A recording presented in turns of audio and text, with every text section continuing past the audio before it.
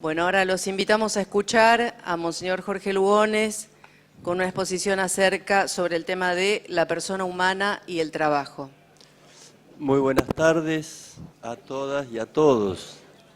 Presentaré en primer lugar a la persona humana capaz de dialogar con otros y a la vez corresponsable. Esta relación con el otro, que siempre es un don de Dios, nos da sentido, como dirá Francisco, de proximidad, es decir, no solo de ser prójimo, sino de hacerse prójimo. Esto implica cercanía, encuentro, respeto, diálogo. Si los de atrás me escuchan, levantan la mano. Gracias. Los de aquel lado son sordos. Ah, no, perdón. Gracias, sí, ahora escuchan. En segundo lugar, el desarrollo integral de la persona humana es la persona del trabajador. Y acá planteo el trabajo como clave para la constitución de la identidad personal digna, es decir, clave para el desarrollo humano integral, y desde Francisco, desde la solidaridad a la fraternidad. Por último, la función del Estado en la promoción del derecho al trabajo. Es decir, la cuestión laboral reclama la responsabilidad del Estado, a cual compete la cuestión. Y esa función de promover unas condiciones para la creación de oportunidades de trabajo en el mundo productivo de la economía social, como también del mundo científico, tecnológico y cultural. Entonces empezamos con la dignidad de la persona humana, solidaridad y justicia equitativa. Reflexionar sobre el trabajo supone reflexionar sobre la persona del trabajador. Por eso, desde la antropología teológica, al ser humano, entendido como individuo, lo consideramos y no con el sentido meramente de un individuo, sino de persona, es decir, como un ser social, capaz de dialogar con otras personas, responsable de la suerte de estas personas tanto como de la suya propia, porque la suerte de ambas están unidas y van juntas. El ser humano es persona porque se constituye como tal en las elecciones que va haciendo, en las elecciones sociales, y solo inmerso en el tejido social, es decir, en relación con los demás y con el ambiente natural que lo rodea. Y ahí puede manifestar la dignidad que le es intrínseca del Creador con todo su esplendor. Las demás personas no son un límite a la dignidad, sino la condición de posibilidad. Ser persona, a partir de estar en relación con otras personas, es nuestra diferencia específica, y eso es, para los creyentes en un Dios creador que también es persona, un don suyo para con nuestra especie. Lo que llamamos en términos teológicos la amistad con Dios, en dichos de algún teólogo argentino, la gracia. El Dios uno y trino nos hace el regalo de crearnos a su imagen y semejanza, es decir, personas. Crea a la mujer y al hombre llamándolos por su nombre. Y esto es importante porque le da, junto con la palabra para interpretar, tanto para dar respuestas, para dialogar sobre los desacuerdos y sobre todo para dar y esperar reconocimiento, como en algún momento nos lo presenta Laudato Si. Dios no crea un ser vivo más entre muchos, crea un correspondiente, es decir, alguien capaz de dar respuesta, de responder. Incluso al mismo Dios, cuando en el Génesis le pregunta a Caín, ¿Dónde está tu hermano? Los demás no son un límite a mi autoafirmación como sujeto individual. Por el contrario, son la condición de posibilidad de mi desarrollo integral. Porque la constitución de la persona humana, tanto como la de un pueblo, implica cercanía, encuentro, respeto y diálogo. Con esto no queremos decir que las personas se hacen sociales, porque lo social es constitutivo de la persona humana. Las primeras etapas de la vida exigen de tal forma la comunidad que sin ella esta vida no consigue desarrollarse. Dios, al crear a la persona humana, ha hecho de ella un ser a la vez único, pero al mismo tiempo necesita de la relación con los demás para ser él mismo. De este llamamiento original a ser el tú de Dios deriva la dignidad del ser humano. Por eso desde la fe se considera a la persona originariamente abierta a Dios, que es su creador, pero también al prójimo, quien es su condición de humanización y salvación. Además, esto lo dicen los dos mandamientos cuando Jesús los resume, el amor a Dios y el amor al prójimo. La persona humana es receptiva desde un comienzo porque se desarrolla en contacto con ideas, con valores, con costumbres, es decir, en la cultura. En una cultura donde él mismo o ella misma están insertos. Este estar situado en una cultura le permite este desarrollo integral, el cual no cesa a lo largo de toda la vida. Como nadie es capaz de atender por sí solo a todas sus necesidades, el vínculo cultural es vital.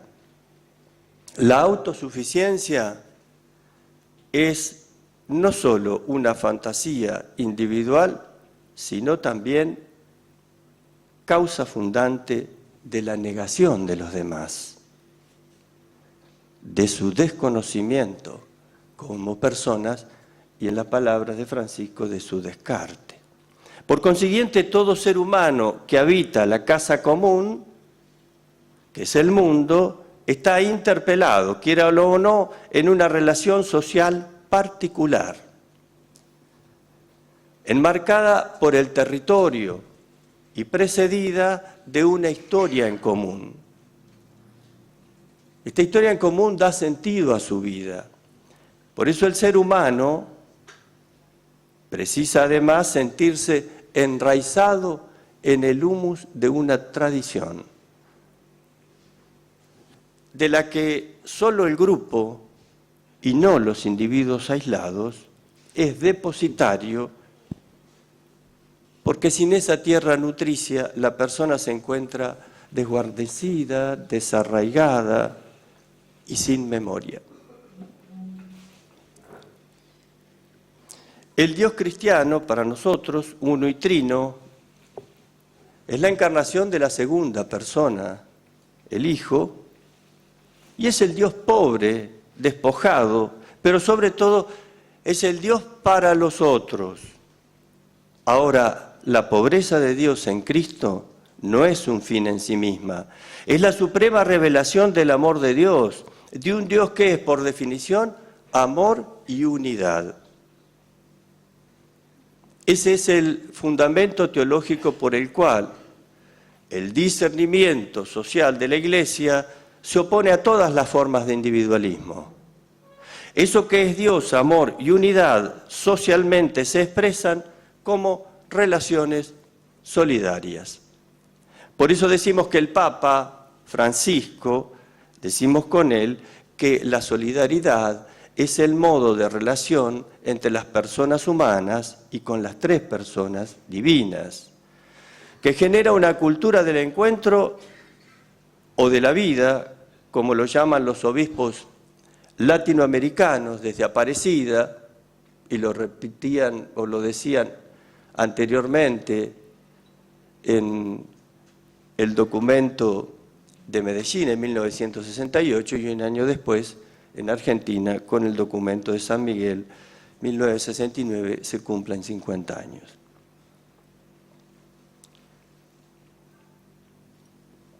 Lo contrario de las relaciones solidarias entre las personas de un pueblo son las relaciones egoístas, es decir, las que genera un sistema económico-cultural que despersonaliza, descarta y mata. Primero a los pobres, pero no solo alcanza a ellos, ya que está poniendo en peligro la misma vida del planeta, como lo denuncia Laudato Si.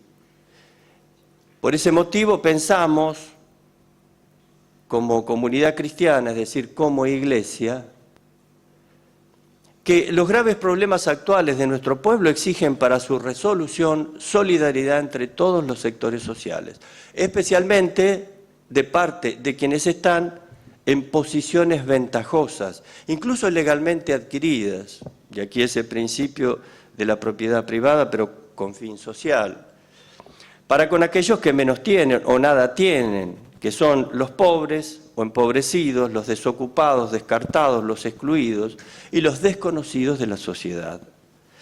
Solidaridad a la que llama Francisco, pero también primero llama el Evangelio, la palabra de Jesús, a la cual todos los sectores sociales son llamados, incluso los trabajadores entre sí. Todas las instituciones y organizaciones deberán construir un movimiento general de solidaridad. Si se practica la solidaridad, el ideal de justicia equitativa puede lograrse, tanto en las relaciones interpersonales, considerando al otro como prójimo y don de Dios, como en las estructuras sociales. Solo así puede garantizarse una paz social perdurable, porque más allá de las buenas acciones aisladas o de las buenas intenciones realizadas en el breve arco de la vida de un individuo, la justicia equitativa consiste en poner en marcha procesos de desarrollo sustentable. Esto ya lo viene diciendo explícitamente Aparecida. Segundo término, el desarrollo de la persona humana en la persona del trabajador. Quisiera hacer una aproximación al trabajo como clave para la constitución de una identidad personal digna, porque en el espacio social que éste abre se generan las relaciones solidarias y fraternales que permiten la manifestación de lo humano mismo. Por esa razón se insiste desde la doctrina social de la Iglesia en la persona de la trabajadora y del trabajador. Y se reclama al Estado que garantice el trabajo para todos como derecho y deber primordial, ya que la falta de trabajo, lo hemos escuchado aquí, destruye el tejido social que permite a la persona humana expresar su dignidad. Cuando en un sistema social las relaciones del trabajo no son de solidaridad, sino de egoísmo, la persona poco a poco es excluida, entrando en procesos de despersonalización que matan, y cuando la desocupación llega a ser estructural, las personas excluidas dejan de estar explotadas y pasan a ser descartadas, como dice Francisco. El discernimiento social de la Iglesia nos insta a encontrar maneras de poner en práctica la fraternidad como un principio regulador de orden económico. Aquí voy a explicar lo que adelantaba ayer, de la solidaridad a la fraternidad, donde otras líneas de pensamiento solo hablan de la solidaridad. El discernimiento social de la Iglesia habla también de fraternidad. Una sociedad fraternal es solidaria, pero no siempre es cierto lo contrario, como muchas experiencias lo confirman. Mientras la solidaridad es el principio de igualdad, para nosotros, el principio de la planificación social, de la desigualdad que permite llegar a ser iguales, la fraternidad es lo que permite a los iguales ser personas diversas. Dicho de otro modo, la fraternidad permite participar de formas diferentes en el bien común, de acuerdo con su capacidad, con su plan de vida, con su vocación, su trabajo o su carisma de servicio.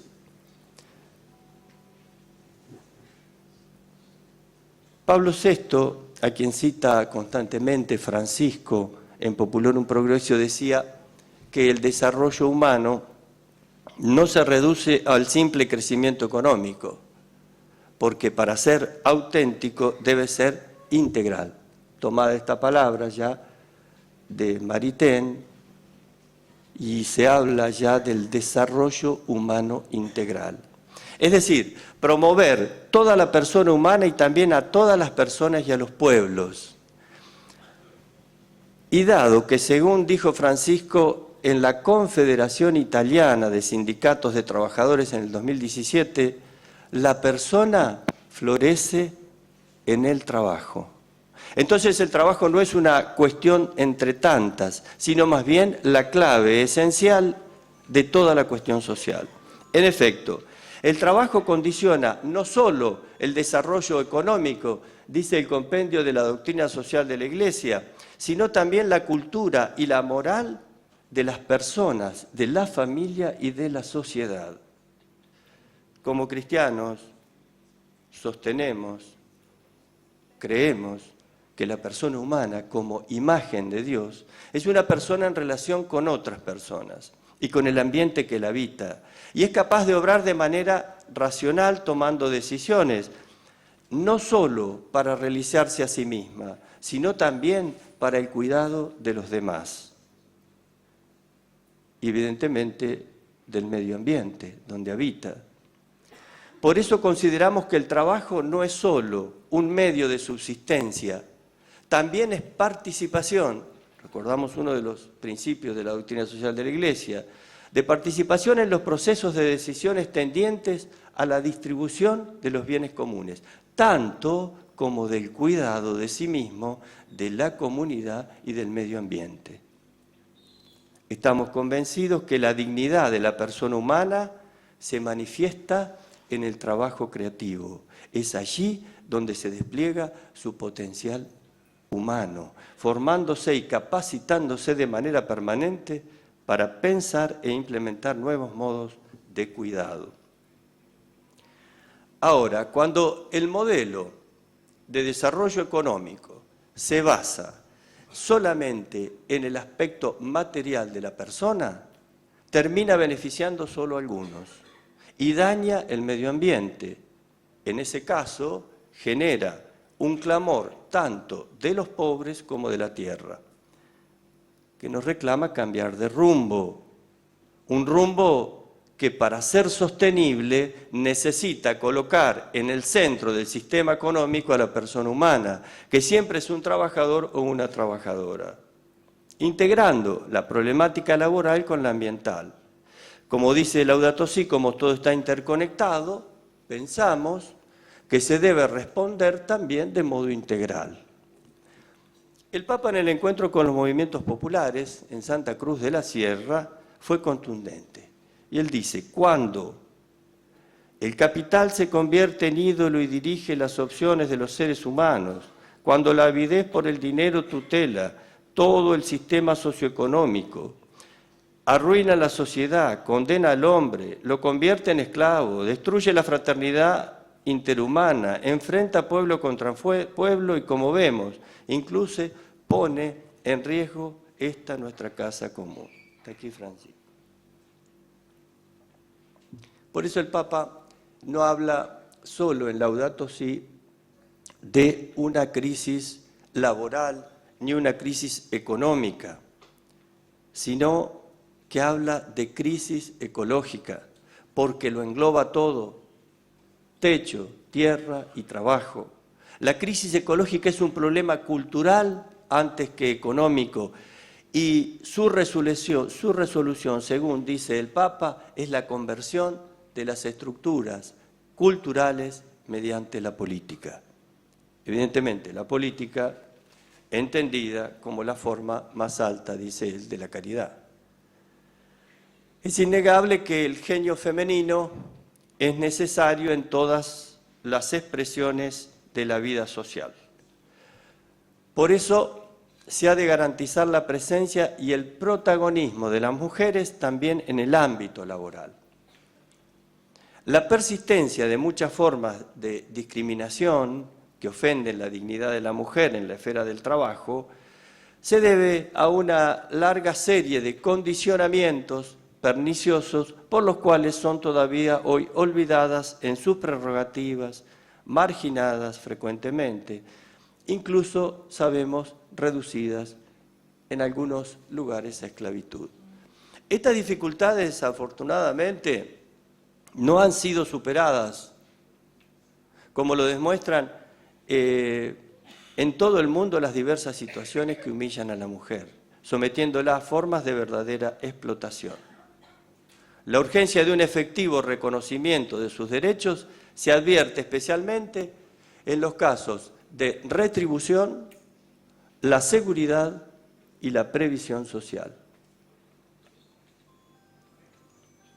En nuestra opinión, el reconocimiento y la tutela de estos derechos dependen en gran medida del reclamo, tanto dentro de la Iglesia, reclamo eclesial, sindical. Fíjense que el Papa está hablando de qué lugar, qué espacio damos a la mujer en la Iglesia. Y para esto, referidos al tema nuestro del trabajo, la formación o el acceso a la formación profesional. Una breve anécdota: cuando yo visitaba en la Ribera una cooperativa, que algunos de los chicos están por acá,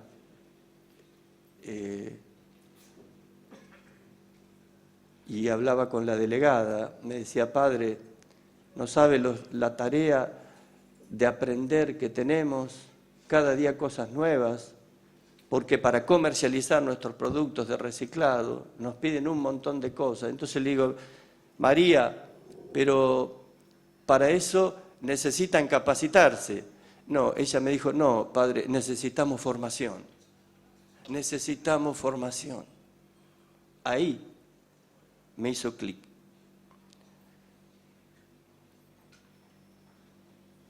Quisiera también compartirles algo sobre la función del Estado en la promoción del derecho al trabajo.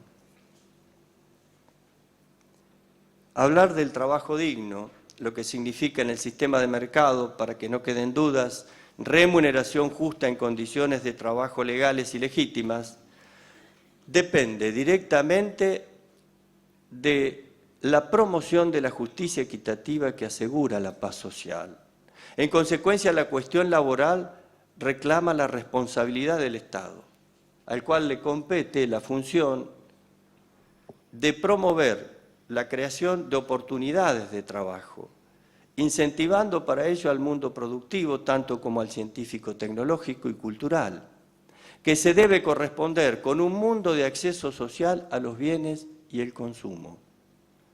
Para eso, como tarea primordial, consideramos que se debe estimular y garantizar el diálogo entre las organizaciones de trabajadores y de empresarios, tanto como entre los dos sectores y los partidos políticos, las asociaciones civiles, los movimientos sociales y populares, los organismos internacionales. Por eso nosotros alentamos y hemos animado a los laicos que han trabajado en la mesa del diálogo por el trabajo y la vida digna. Aquí se dio una serie de encuentros. Primero empezó como una experiencia nuestra, zonal, de la zona sur, del conurbano bonaerense, y después vimos que podía ser también transferido a un nivel más amplio. Entonces pudimos lograr una mesa de encuentro entre la Unión Industrial, la Cámara de Comercio, los movimientos sociales, los cooperativistas, los mutualistas, la gente del campo, gente de trabajo del campo del interior, Santa Fe, Córdoba. Y yo me reuní una sola vez con ellos justamente para alentarlos y animarlos y les dije, miren muchachos, aunque ustedes no saquen un documento como quieren, el hecho de este encuentro vale por sí mismo. Esto ya es un paso impresionante. Tal es así que en ese camino de 5 o 6 meses de encuentro, después se aclara un documento, evidentemente, que se llama Una patria fundada en la solidaridad y el trabajo, que nos lo entregaron a la Conferencia Episcopal y a todos los partidos políticos con representación parlamentaria. Pero lo que veíamos nosotros acá es que este encuentro que se dio en esta mesa fortaleció a las organizaciones, pero además al diálogo, porque se pudieron decir las cosas de frente, tanto los sindicalistas como los empresarios, como los movimientos sociales. Pero además después salieron trabajos de interrelación e intercambio de bienes, porque ustedes saben que el problema son los intermediarios, entre los productores y los necesitados de esos bienes, en este caso alimenticios, que son las organizaciones sociales, sin intermediarios. Entonces, estos pasos alientan, estos pasos animan, aunque algunos los quieran destruir y no los reconozcan. Y los medios hegemónicos no lo ponderen, pero no importa, está en marcha. Esto es lo que importa. Si los convenios colectivos de trabajo son la realidad efectiva del diálogo social, entonces es función ineludible del Estado mantener este diálogo entre los trabajadores, asalariados o desempleados y los empresarios, que son también trabajadores. No hay dudas de que la renegociación colectiva es negociación colectiva es uno de los principales instrumentos de las organizaciones de los trabajadores para intervenir en las decisiones no solo concernientes a la remuneración y condiciones de trabajo, a lo que se pretende limitar la protesta sindical, que fue lo que pasó el año pasado cuando hicimos declaraciones en Mar del Plata, pero era un tema docente y algún intelectual salió a decir que no, ¿cómo? Acá el problema no es que nosotros estamos diciendo que una huelga es solo por una protesta de salario, sino también está en relación de todos los problemas que se derivan de la mala remuneración que es inequitativa entre los trabajadores y las familias. ¿Cuáles son estos? La salud, detrás del reclamo está la educación, el acceso a los bienes culturales y a la tecnología, la discriminación por género, por migración, por creencias religiosas o por posiciones partidarias, las políticas que afectan a la sociedad y a la naturaleza. Y como se dijo hoy también, el tema de la recreación y el descanso para la familia de un trabajador. Además de las desigualdades laborales y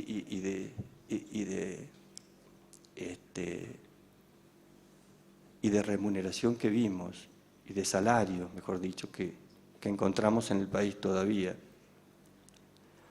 En función de esto pensamos que se debe aceptar el diálogo social no en una conversación, oposiciones idénticas, sino entre intereses y necesitados diferentes. Por eso Francisco insiste en la unidad en la diferencia, porque la unidad, dice él, es superior al conflicto. La realidad es superior a la idea y siempre y cuando se estimule que todo el bien es superior a la parte. También, frente a la errónea interpretación del fin del trabajo, no caben dudas que redefinir el trabajo es un tema central, no solo de los trabajadores, sino también del Estado.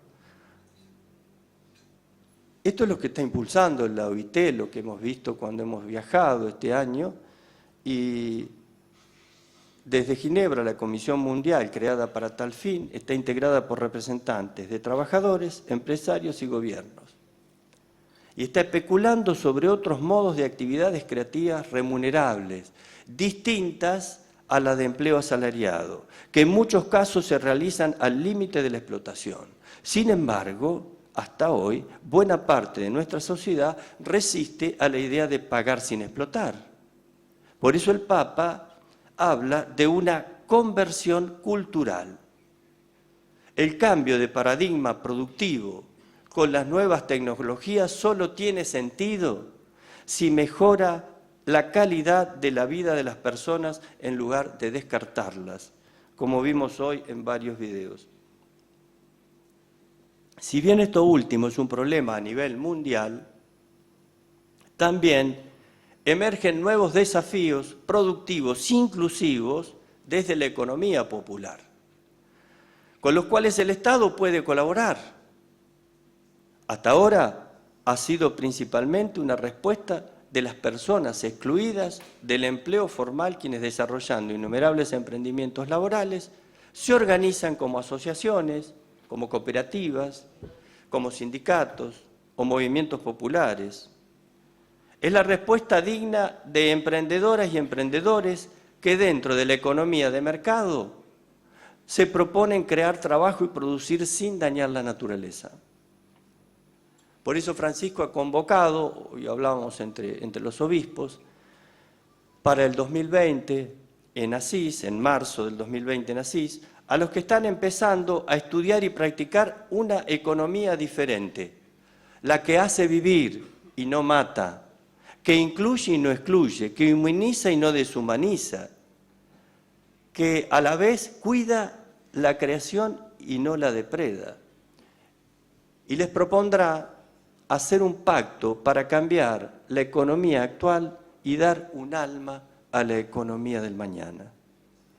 Históricamente, los procesos de defensa del trabajo humano digno, el cuidado de la casa común, de transformación de las estructuras culturales y de poder, están encabezados por las trabajadoras y los trabajadores en todo el mundo, ya sean de la economía de mercado o de la economía popular. Por eso, transformar la globalización en una universalización, en que cada pueblo se desarrolle según su cultura, convive en paz y comercie con justicia con los demás pueblos, es una responsabilidad principal de los trabajadores y de las trabajadoras, accediendo a la participación para la toma de decisiones en organizaciones nacionales, continentales y globales. Esto también lo propone ya Francisco en el capítulo 5, cuando habla de este diálogo honesto con todos los niveles, tanto locales, podríamos decir para nosotros provinciales, nacionales, globales. La integración de los pueblos que constituyen los estados de América Latina, tal como lo expresa Francisco al denominar la patria grande, no debería quedarse solo en un sueño inalcanzable, ni tampoco debería pensarse que pueda darse cambios bruscos e inmediatos. Tampoco pensamos nosotros que las soluciones económicas a nivel nacional se van a resolver en el 2020. Todo será coyuntural hasta que no tengamos medidas económicas de mediano plazo. Opinión personal.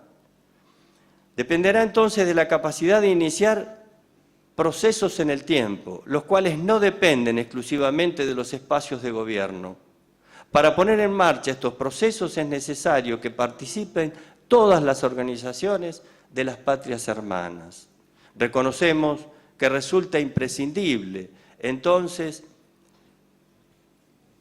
constituir o fortalecer las organizaciones continentales de trabajadores y trabajadoras de movimientos populares y estudiantiles, porque sabemos que a nivel latinoamericano las organizaciones sindicales están realmente organizadas en muy pocos países.